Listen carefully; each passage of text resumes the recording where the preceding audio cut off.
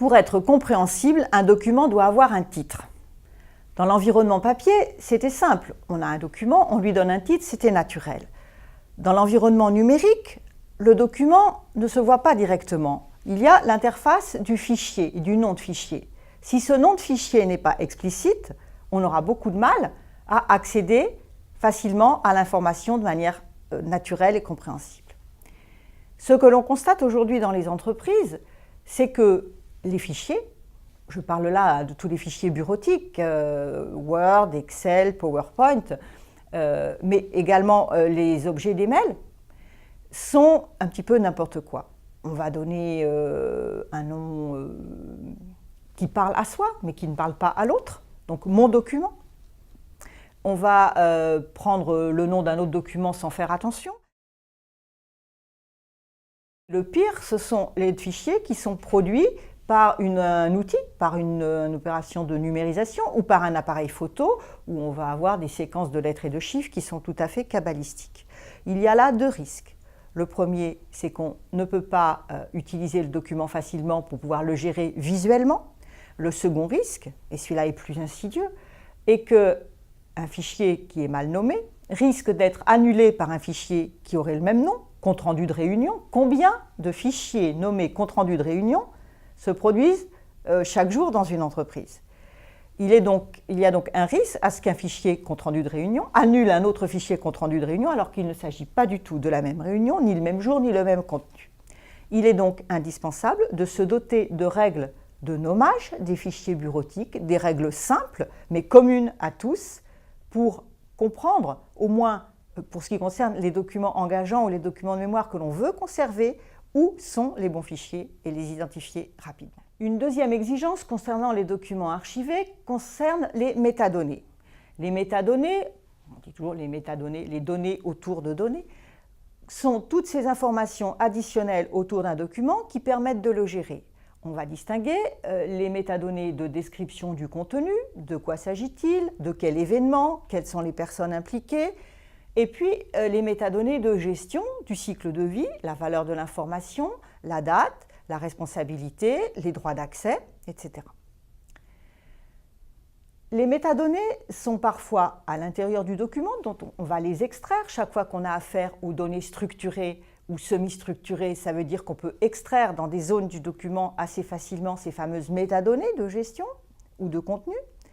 Et puis, on a d'autres métadonnées qu'il va falloir ajouter souvent au moment de l'archivage, par exemple une codification pour faciliter la durée de conservation, l'aiguillage vers un outil dédié, etc. Je voulais juste donner deux comparaisons qui me paraissent assez parlantes pour expliquer ce que sont les métadonnées. Une première comparaison dit que les métadonnées, finalement, ce sont comme une petite valise dont serait doté tout document qui est appelé à être conservé et qui, avant de faire le grand voyage du cycle de vie dans l'outil d'archivage ou même dans le serveur courant, à partir du moment où il a été identifié pour être conservé de cette bonne façon, il va avoir sa petite valise où il va avoir tout son petit nécessaire de survie pendant toute la durée de conservation prévue. La deuxième comparaison, je la dois à Jean Denègre, qui est un géographe, et qui dit finalement que les métadonnées sont au document, ce que l'étiquette est au médicament. On voit bien comment la description des métadonnées sur le document, on voit bien d'où vient la comparaison. Ce qui est intéressant, c'est qu'on a également des prescriptions, des effets secondaires, des précautions d'emploi qui donnent, dans cette comparaison, un petit peu plus de poids aux métadonnées pour comprendre que c'est toute la vie du document qui est en jeu, pas simplement aujourd'hui, mais toute sa gestion jusqu'à sa destruction. Il ne suffit pas de garder les documents dans de bonnes conditions. Pour être efficace, la gestion des archives, elle a pour finalité de rendre disponible le document aux personnes qui en ont besoin, si elles en ont naturellement l'autorisation, mais aussi de pouvoir le faire rapidement.